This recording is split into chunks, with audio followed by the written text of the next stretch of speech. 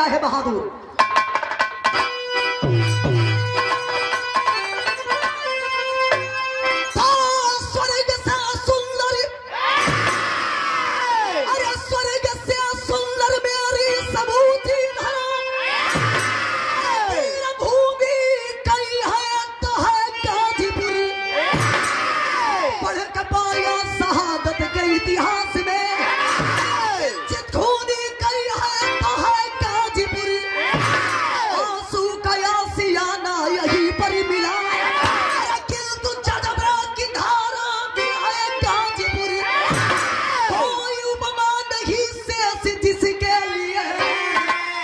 गुरु का द्वारा भी है गाजीपुर।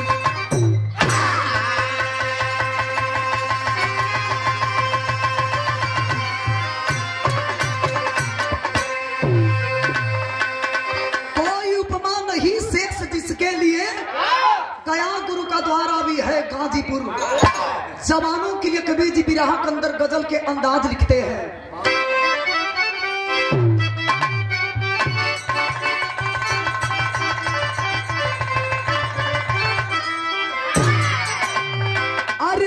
मुसलमान नमाज पढ़ लो, उठो मुसलमान नमाज पढ़ लो, अभी मेरा सर कटा नहीं है।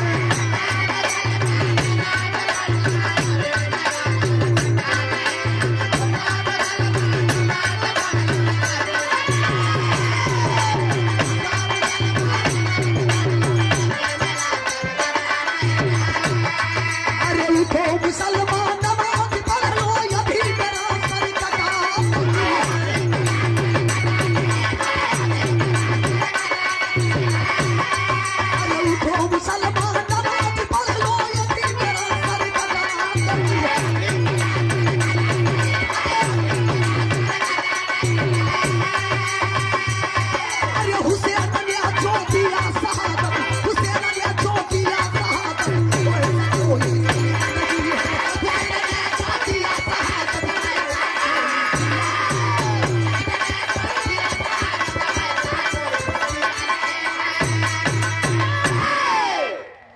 जो वीर हमारे बीच नहीं है उनके लिए कभी का इशारा है बहादुर। अरे वीर शहीदों सलाम तुझको, वीर शहीदों सलाम तुझको, ईमान मेरा टिका नहीं है।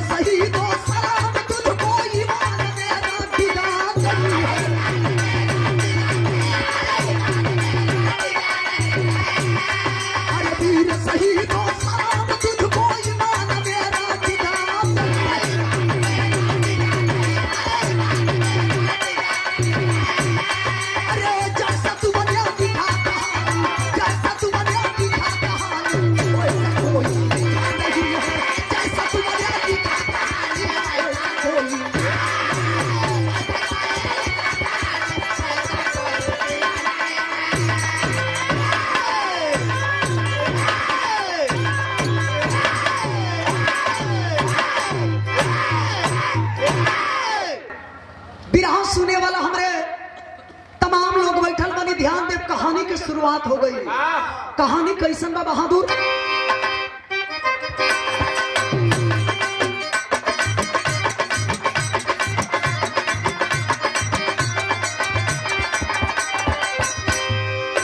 देश के सेवा में जो जीवन को लुटाया है, देश के सेवा में जो जीवन को लुटाया है, सिंहासन शहीदों का स्वर्ग में नुमाया है।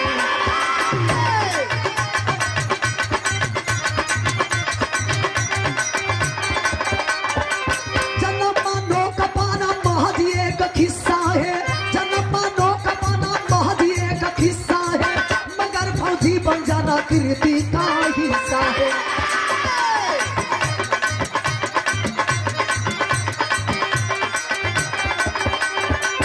शहादत की नदी गाजीपुर से निकल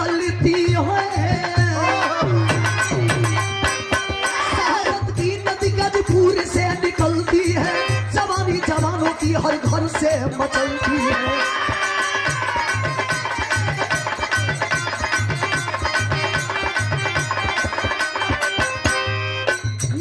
नोनहरा थाना गरब बनौली बसेरा है, नोनहरा थाना गरब बनौली बसेरा है, फौज में फौज जहां अश्वनी का डेरा है।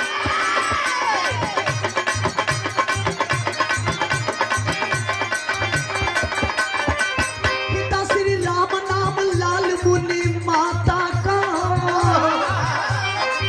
पिता श्री राम नाम लाल मुनि माता का, पिता का साया उठा लेखता विधाता का।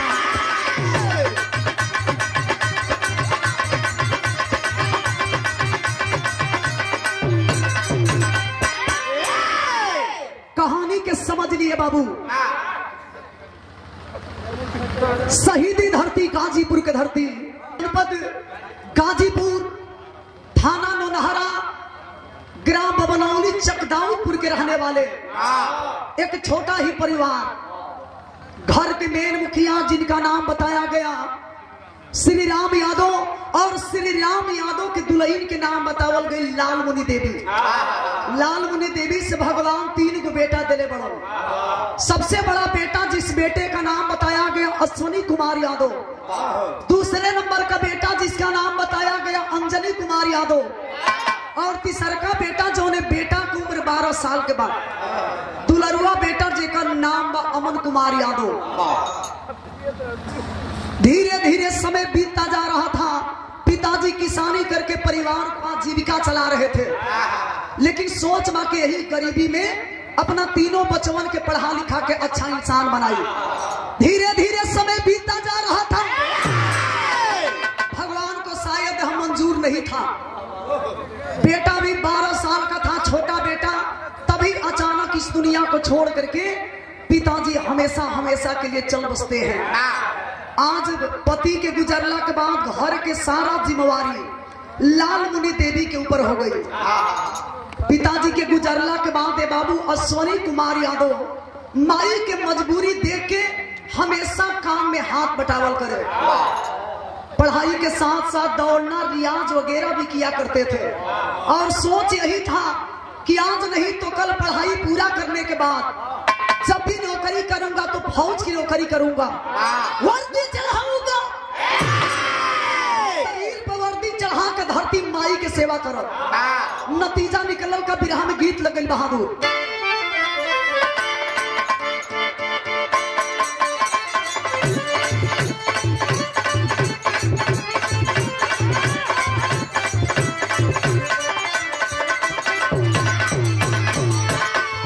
कौनो दुल्हन कहले रहल मास्टर, झुमुका झुलनिया, झुमुका झुलनिया, हंसुली न दुनिया चाहे कजरा के धार। झुमुका झुलनिया,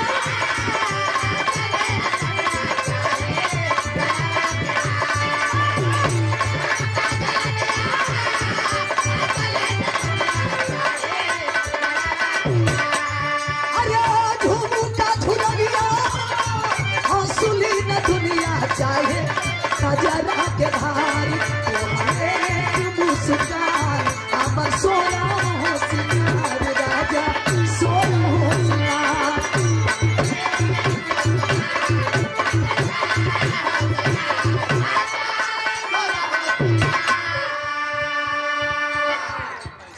जहां से ही बारात आई बा,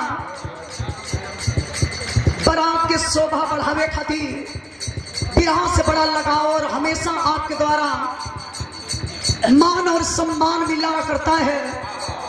हमारे गार्जियन आप अशोक यादव जी के सौजन्य से, और आपके चैनल भी चलेला एके इंटरटेनमेंट। हम निवेदन करब कि आप लोग ये चैनल के सब्सक्राइब करी जा, ज्यादा से ज्यादा शेयर करी जा, और अपन आशीर्वाद दुलार प्यारे चैनल पर बनोले रही जा। सुंदर माला और 101 रुपया देके सम्मानित के लिए बनी, बधाई बा। और माता रानी से विनती करब कि दिन दूना रात चौगुना आपके चैनल बरकत करे, यही मेरी शुभकामना है। धूम से बढ़िया बिरहा का भाव लिखलो भारती के भरले भारती के भरले अश्वनी कुमार लेके हो सलाय पार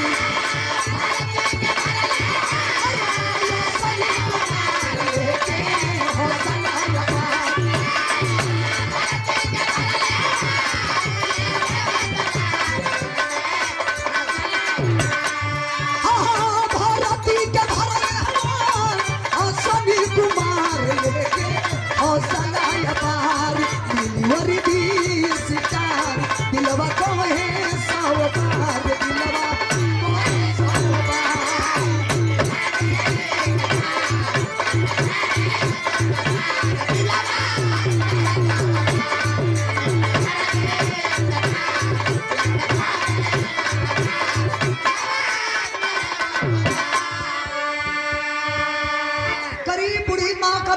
अश्वनी कुमार यादव पढ़ाई के साथ साथ मेहनत भी किया करते थे।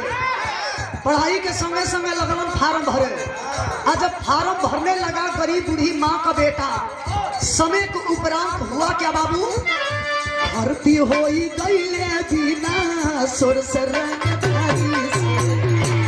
हो गई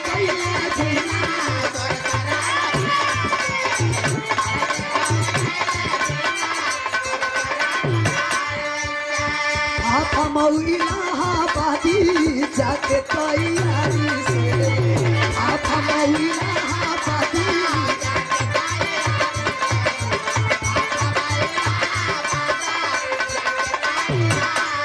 अरे पूरा भगवान माई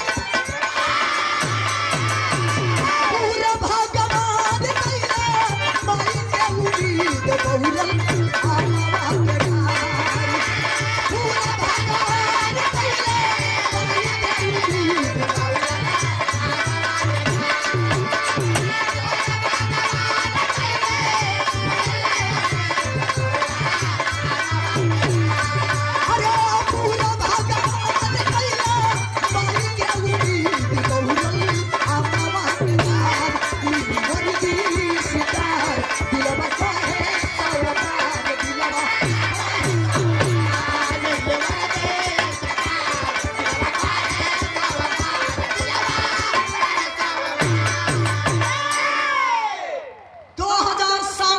निकली थी फाफा मऊ इलाहाबाद में गरीब बूढ़ी माँ का बेटा गया है कहेला आदमी कि बबूर के झुरकू का अहिर के लड़का के अगर डेली दूध ना मिलत हो खाली अगर मट्ठा भी मिले गिलास साल भर में कितना घी बटोराई 150 ग्राम।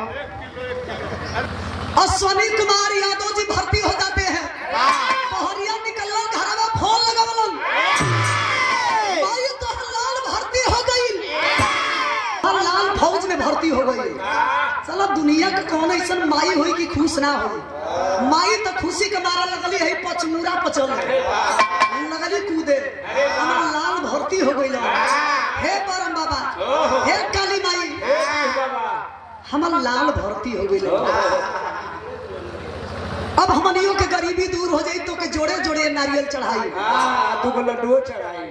इंतजार कौन सी के बाद कौन सी के इंतजार बाद ज्वाइनिंग लेटर के कि बेटा के कहिया ज्वाइनिंग लेटर आई समय के उपरांत जब ज्वाइनिंग लेटर आई माई बड़ा खुश बड़ी एक तरफ बेटा के विदाई भी करत रही दूसरे तरफ बैठ के रोवत भी बड़ी कि आज हमार लाल हमके छोड़ के चल दी हम देश के सेवा करे चल दी हम दूसरे तरफ बैठ के रोवा तरीके हमार लाल हमके छोड़ के जा तड़ो तो हमसे एगो वादा करो एगो माई के छोड़ के एगो माई के रक्षा करे खातिर जा तड़ो तो ये वादा करो कि अपने माई के दूध के कर्जा चुकैब उन कमीनों के सामने कभी तेरी गर्दन नहीं झुकेगी वादा करो बेटा कि जीते जी इस देश के ऊपर कभी आंच आने नहीं दोगे।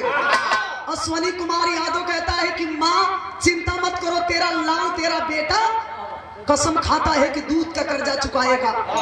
आशीर्वाद लेकर चलन तो बिरहा में गीत बदल गई बहादुर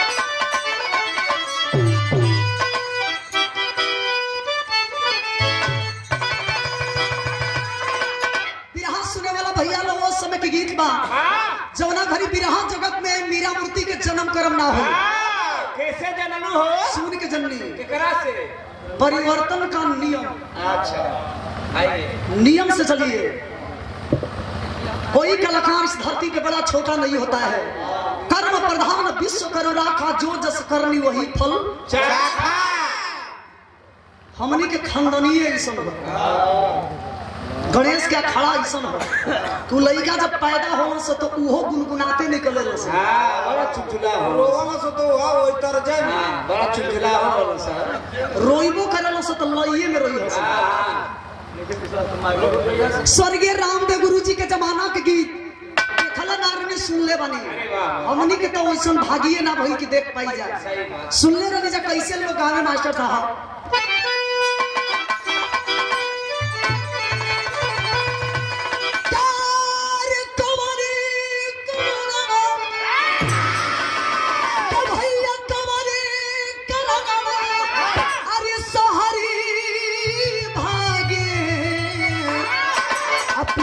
पपिया के बोलिया जहरी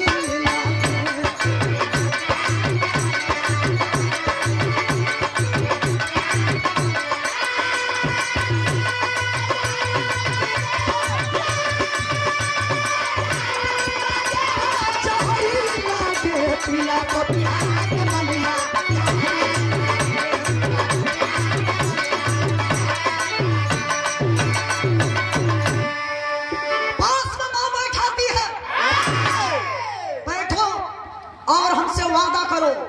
जा रहे हो तो मेहनत के साथ ड्यूटी करोगे और धरती माँ की हिफाजत मेहनत और लगन के साथ करोगे। अश्विनी कुमार यादव अपनी माँ से वादा करता है, लेकिन लिखना पड़ा क्या?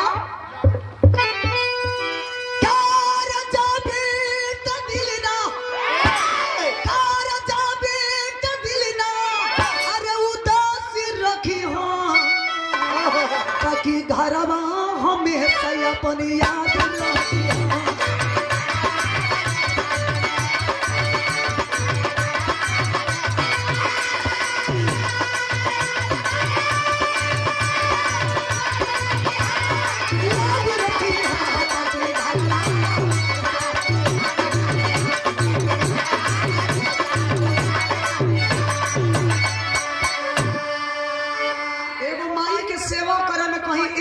मत भुरा जी हो रो तरी कह तरी बेटा के विदा कर तरी लिखे के पड़ल का?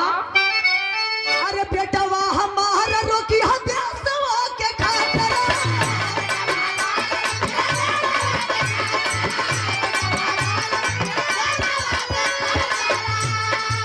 तब हमारा धूप खाने आ गया।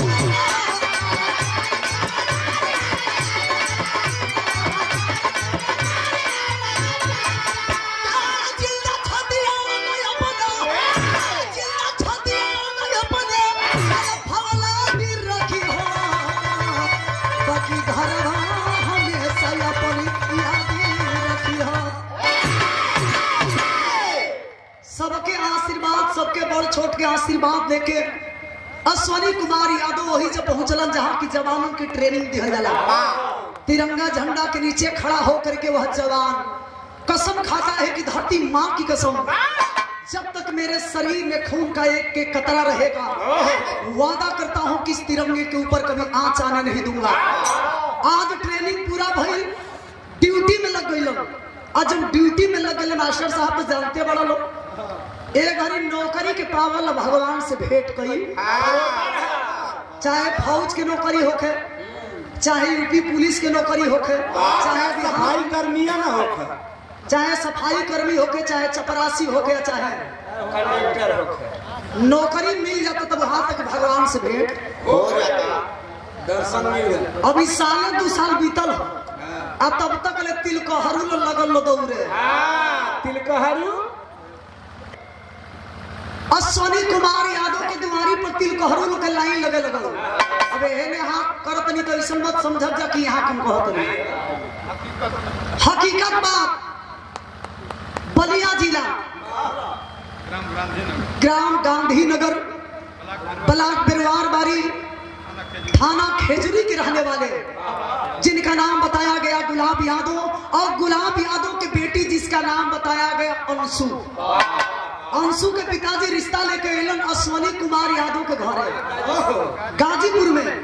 माइयो खुश बड़ी की ज्यादा बढ़िया घर बटल ही बा, अब बढ़िया लड़की भी बिया, पढ़ल लिखल बिया, एकदम बढ़िया। कम से कम आई तो बुढ़ापा में हमके भोजन बना के दी, हमके सेवा करी। जैसे आज कुछ देर में दुल्हे राजा के हाथ से दुल्ही के मांग में सिंदूर पड़ी। रीति रिवाज के अनुसार अश्वनी कुमार यादव के शादी कैसे भई? अंशु से। अंशु दुल्हन बन करके ससुराल में आई। अश्वनी कुमार यादव और अंशु के संपर्क से मास्टर साहब कुछ दिन के उपरांत दूगो हो गए, 2 बच्चों का जन्म हुआ। बड़ी बेटी है जिस बेटी का नाम आयशा बताया गया, बेटा छोटा है जो ना बेटवा के नाम बतावल गई आदित्य। धीरे धीरे समय बीता जात बा, खुशी खुशी परिवार अपन दिन बितावता। लेकिन ये बाबू आज 2007 से ड्यूटी करते करते 2020 तक अश्वनी कुमार यादव जी मेहनत के साथ देश का सेवा किए थे। 2020 और मार्च का महीना था। एक रोज दुल्हैया फोन लगावलस अपने फौजी पति के पास। फोन लगा के कहलस के मास्टर साहब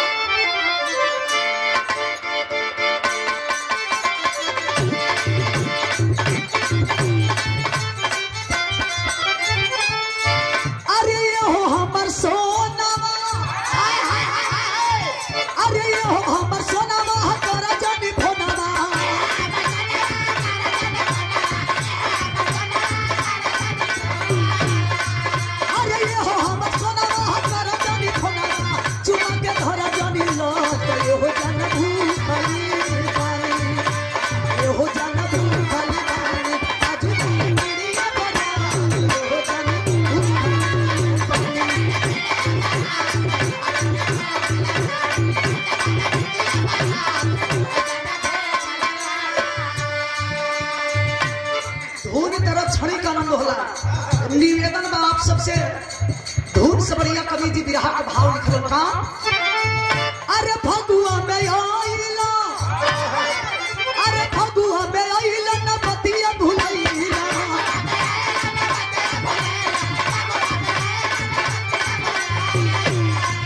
अरे फगुआ में आइला न बतिया भुलैला, कहले कहला चलैया फोनवे में कहता रहली, फोनवे में कहता रहली, अरे हमरा तो है याद फोनवे में कहता रहली, हमरा तो है याद।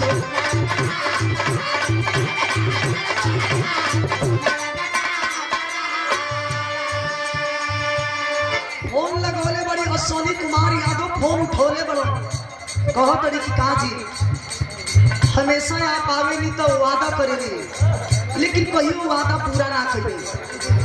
घरवा बूढ़ी माई बड़ी कर कबो माई की याद ना आवेला, दूगो भाई बहन से का भैयवन की याद ना आवेला। अरे भाई के बाप छोड़ी कम से कम दूगो बचवा आपके पास हो, का वहनी की याद आपकी ना आवेला। आपके बेटी जौन बेटी की 5 साल के बिया वो हमेशा साइकिल की डिमांड करेले।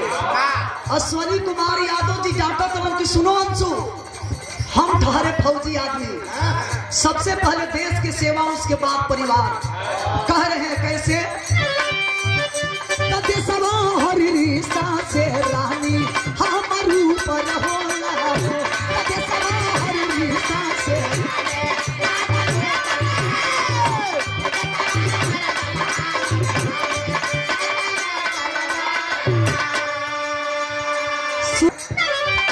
तपतिया होते रहल तबले तागे लागल गोला हो, तपतिया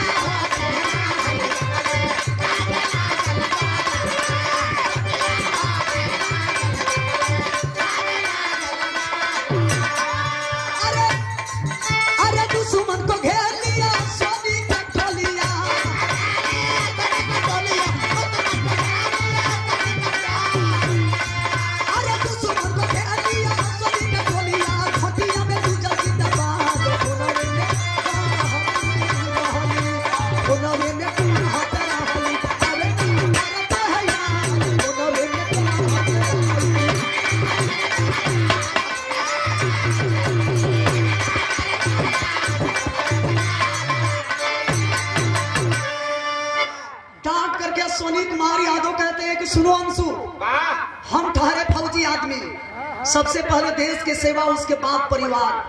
जल्दी फोन रखो। लग रहा है कि बगल वाले मानने वाले नहीं है। बगल वाले ये साले बगल वाले दोगले होते हैं। कौन बगल वाले? बगल वाले दोगले किस्म के होते हैं। निशाना गलत ना हो गए। एने ना बगल वाले के मतलब मेरा पड़ोसी मुल्क पाकिस्तान। ये साले कभी अपने आदत से बाज आने वाले नहीं है, हमेशा हरकत करने का काम करते हैं। एक बार कमीने आए तो हिंदुस्तान में घुस करके मेरे भाइयों की गर्दन काट करके पाकिस्तान लेकर के चले गए। दोबारा आए तो उरी में हादसा फैलाए। लग रहा है कि वक्त आ गया है ईंट का जवाब पत्थर से चुकाने का। तुरंत फोन रख ली, साथियों से मुलाकात कैलन अश्वनी कुमार यादव और अपने साथियों को लेकर के वहीं पहुंचते हैं जहां की कमीना छिप करके हमारे देश के बहादुरों के ऊपर निशाना लगा रहे थे। पहुंचलन तो कभी जी बिरहा के अंदर मास्टर साहब चौरिया लिख दिलन।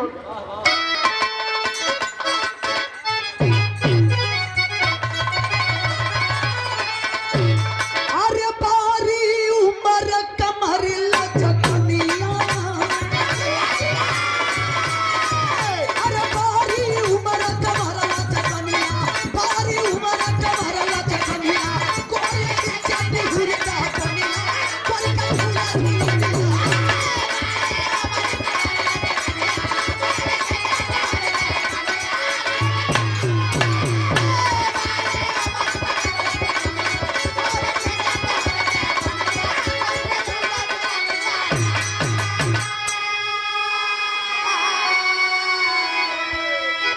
अश्वनी कुमार यादव अपने साथियों को लेकर के आगे बढ़ने लगे। यही नारा लगा रहे थे, इनकलाब जिंदाबाद, इनकलाब जिंदाबाद। ये सोचा था कि अब की बार अगर कमीना मिल जाए हम, एक गोली के जवाब 10 गोली से दिहल जाए। 10 गोली कमीने चलाएंगे तो 50 गोलियां चलाई जाएगी। इतना गोली चली कि 4 लोग आगे भागी, लोग पीछे ताकी लो।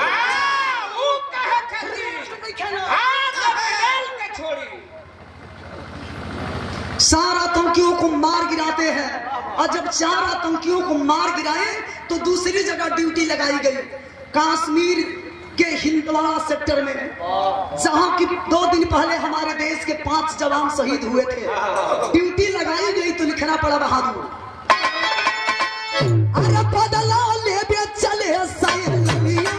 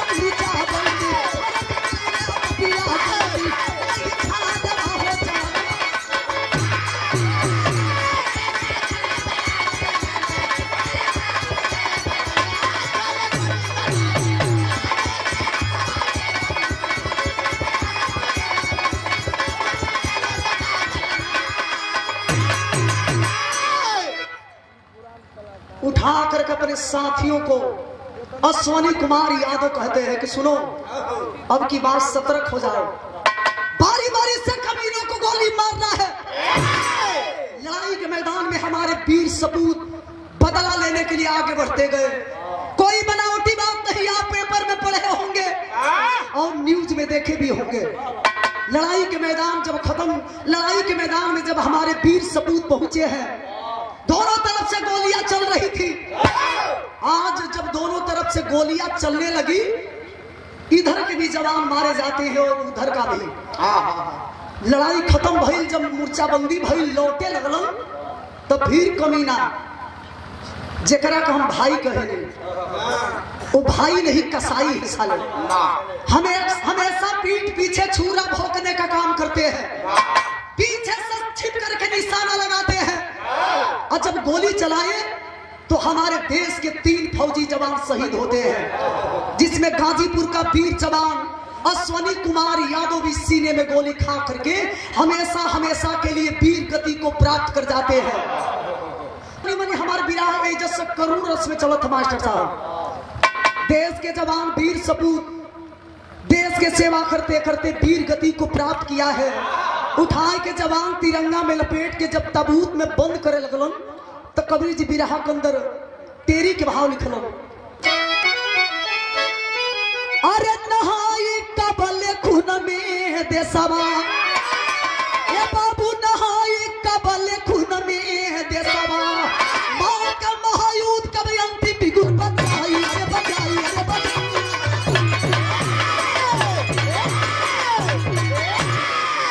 मौत का महायुद्ध कब अंतिम बिगुल बजाई, नहाई कबल खून में देशवा।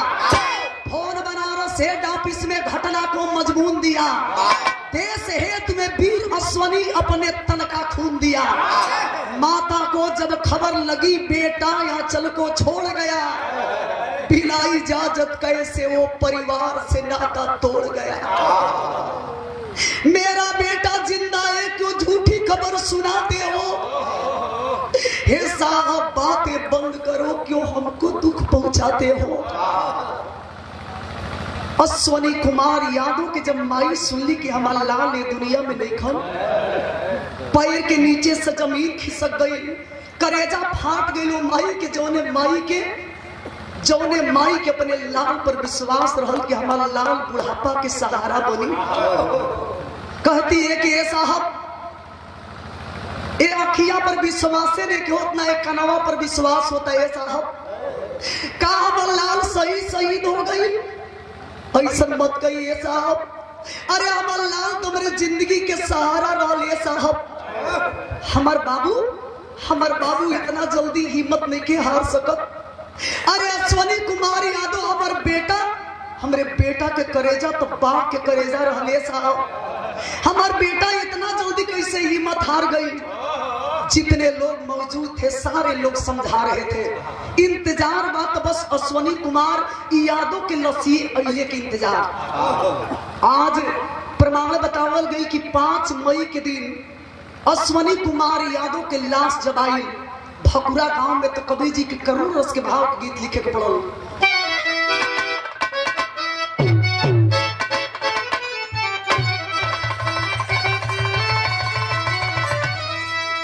कौने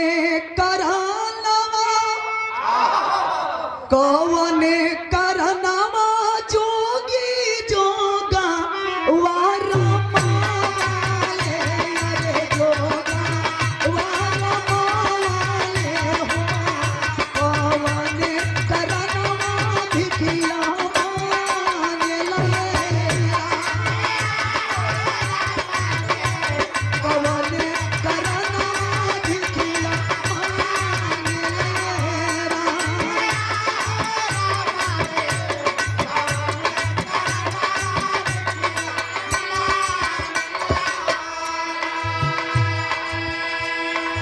रोआ करी की बारे भगवान ए माई के संगे कैसन आप इंसाफ कैल, जौने लाल के ऊपर हमार बुढ़ापा के समय कटे वाला रहा, वो लाल के हमसे छीन लिया। एगो समय रहल के अपने लाल के ही कटोरी भर भर के आंगन में दूध पियाई। दुनिया की बुरी नजर से आंचल में छिपा करके वो माँ कभी दूध पिलाया करती थी, अंगुली पकड़ करके अपने बेटे को कभी चलना सिखाई थी। तड़प रही है और कहती है क्या, खाई के पछारा गिरी कोई ली मतारिया, अरे गिरा ली मतारिया हो। लसिया आइला जब दुआर, लसिया आइला जब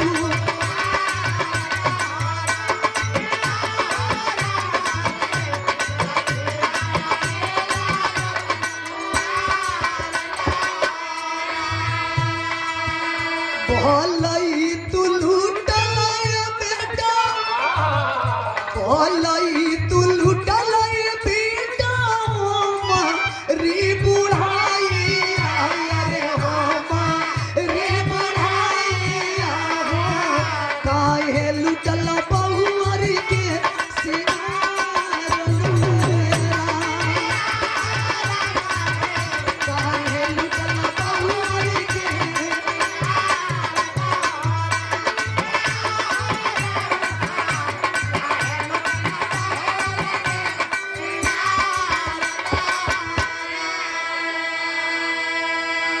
उस समय बाबू कोरोना के बीमारी अपने चरम सीमा पर हो।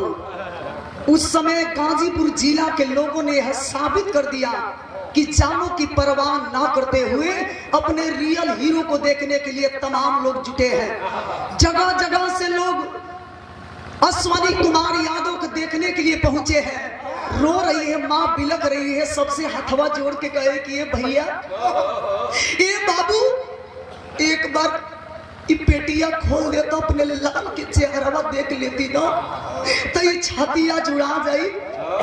कौन बतलाए उस माँ से कि जाने वाले कभी लौट करके आते नहीं। तमाम लोग जुटल बनल लोगन की स्थिति का बा, आंसू में डूबली बाटी गऊ, वादा गारी आया रे गऊ, वादा छतिया के चीरे चीता लुएरा,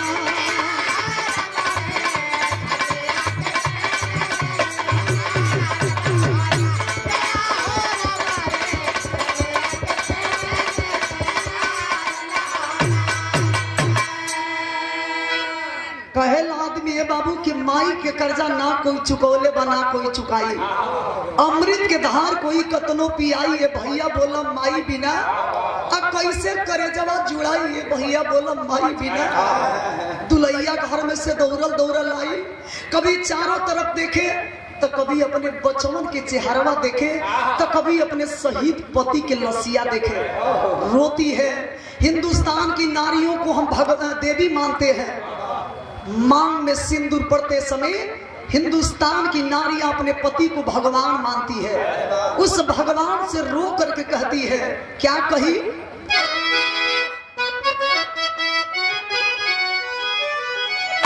अरे बिटिया रानी के,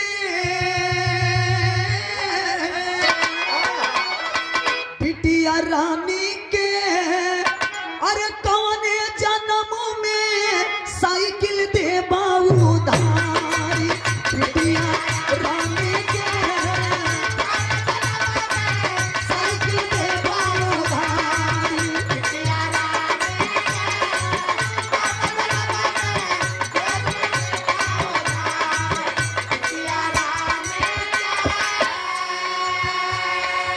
याद दिलाई हम तो हकेता अपई करनी हो रहा, अपई करनी हो रहा,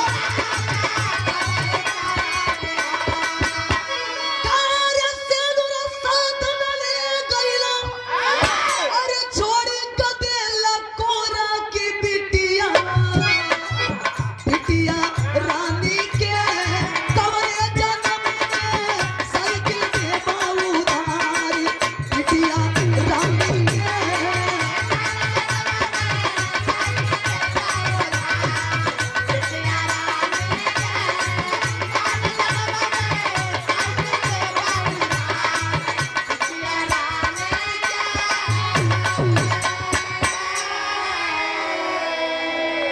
रोवत ये कहती है कि ये जी आप तो साफ फेरा लेते समय जी और मरे के कसम खैले रही ना।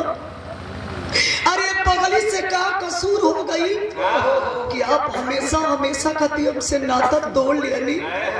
एक बार अखिया खोल के अपने दोनों टुअरन बचवन के देखी ना, ये दुनिया में बचवन के लेके अपने जिंदगी के नैया के करे सहारे काटो। यह दुनिया के लोग, यह दुनिया के लोग कुछ ही पल में मेरे मां के सिंदूर मिटा डालेंगे, हाथ की चूड़ियां फोड़ दी जाएगी। अब के करे सहारे अपन दिन काटब जी। कौन बतलाए कि जाने वाले कभी लौट करके नहीं आते। जे भी बात सारा लोग के आंख से बाबू झरझर झरझर आंसू बरसत बा, लेकिन जो देश के हमारे बहादुर जवान आए थे उठा के वीर अश्वनी कुमार यादव के जब लसिया के लेके चलो अंतिम दाह संस्कार करे खातिर, तो कवि जी बिरहा के अल्लाह लिखलन बहादुर।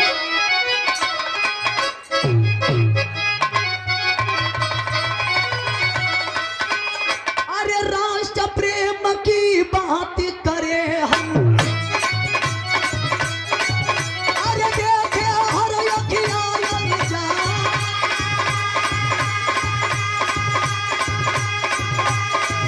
अरे भोज की कोई जाति न होती,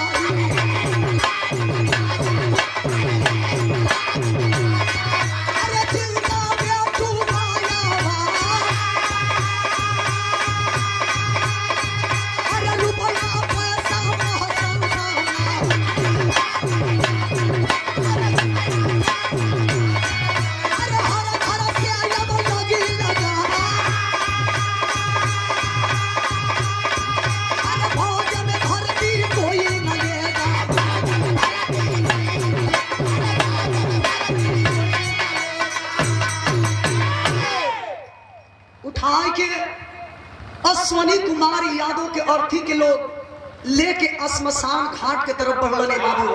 छोटा भाई अमन कुमार यादव मुख अग्निदान दिया जाता है। अंतिम दाह संस्कार करने के बाद ए बाबू एगो औरत खातिर दुनिया के सारा धन दौलत ओकर पति ही होला। आज जिंदगी की नैया कैसे कटेगी कौन जानता है। रो रही है, बिलख रही है। उस माँ से पूछा जा जिस माँ ने कभी भूखे पेट सो करके अच्छा कपड़ा ना पहन करके एक एक पैसा इकट्ठा करती है और अपने बेटे को पढ़ाती है और पढ़ा करके देश के सेवा करने लायक बनाती है। वह बेटा जब फौज में भर्ती होने के लिए जाता है, नाप जोक किया जाता है। अगर थोड़ा सा भी मिस्टेक हुआ, 1 इंच अगर छोटा पड़ गया तो भर्ती नहीं लिया जाता है। वही बेटा जब लड़ाई के मैदान में लड़ते लड़ते एक माँ के लिए, कभी यह भी आप सब देखे होंगे कि खंडों खंड में पट जाता है, उसे उठा करके मांस का लोथड़ा तिरंगा में गठरी बांध करके लोग लाते हैं। तो माई के दिल पर कहां गुजरे लाए बाबू। उस माँ से पूछिए जिसने कभी अपने बेटे को खोया है, उस दुल्हन से पूछिए कि पति का दर्द क्या होता है। वह शहीद विधवा बताएगी, शहीद जवान वीर की वह विधवा बताएगी। पहले तो हमारे जब देश के बहादुर शहीद होते थे तो उनको रैंक के हिसाब से पैसा मिला करता था। किसी को 1 लाख, किसी को 1.5 लाख, किसी को 5 लाख। लेकिन आप ही सबके बीच के रहने वाले जिनको हम नेता कहते हैं, 2 ही इंसान ऐसे हैं जिनके सामने हम नेता करके संबोधित करते हैं। एक सुभाष चंद्र बोस को हम नेता कहते हैं और दूसरा नेता धरती पुत्र मुलायम सिंह यादव जी को हम कहते हैं। उन्हीं के कार्यकाल में जब रक्षा मंत्री बने थे तो लागू किया गया था। कल में पढ़ी थी, कल भी मैं देखी कि उन्हीं के कार्यकाल में यह नियम लागू हुआ कि 10 लाख रुपया दिया जाएगा और उनके परिवार वालों तक उनकी डेड बॉडियां पहुंचाई जाएगी। वर्तमान समय में 10 लाख रुपया नहीं, 20 से 25 लाख रुपया दिया जाता है।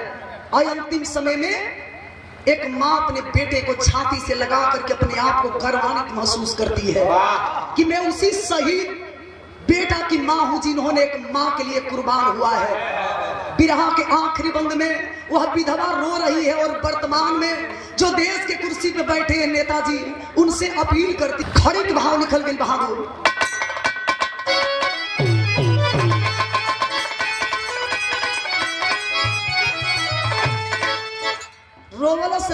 हाथवा जोड़ के सरकार से कहलस जौन की देश के कुर्सी पर बैठल बन देखते बनी जाए स्थिति का बा विकास करेंगे, विकास के नाम पर तो विकास के घरी दरिया बहता है, विकास ना विनाश चल रहा बा। वर्तमान सरकार से अपील करती है कि साहब आप लोगों ने हमेशा सहानुभूति जताने का काम करते हैं और 20 से 25 लाख रुपया जो मिलता है हमें पैसे की जरूरत नहीं है, नहीं चाहिए सहानुभूति, फूल मारे की जरूरत नहीं है। अरे मेरा पति शहीद हुआ है, देना है तो मेरे पति को जिंदा वापस कर दो, मेरे बेटा के पिता को वापस कर दो, अगर नहीं दे सकते तो मेरे पति के लिए काम कर देना। क्या कहती है?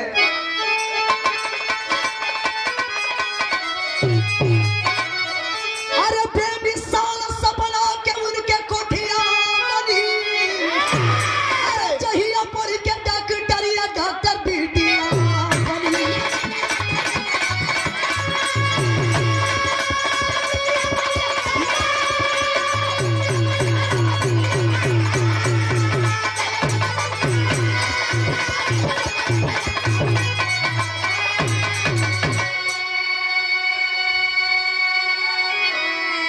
अरे जवन दिन देखब उनके गरबा में आला, अरे भूल जाई सारा अपने दुखबा के भार।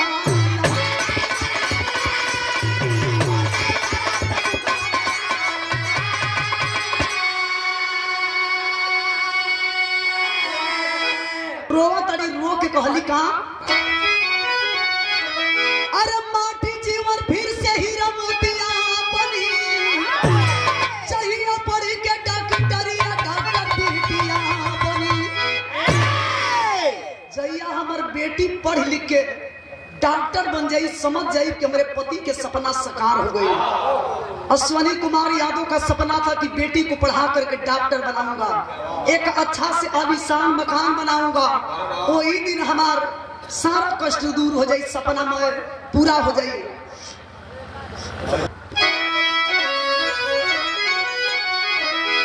गुरु बिहारी गुरु गणेश की मौत बड़ी दुखदाई, स्वर्ग चंद्रिका प्यारे लाल के कलम से आंसू आई।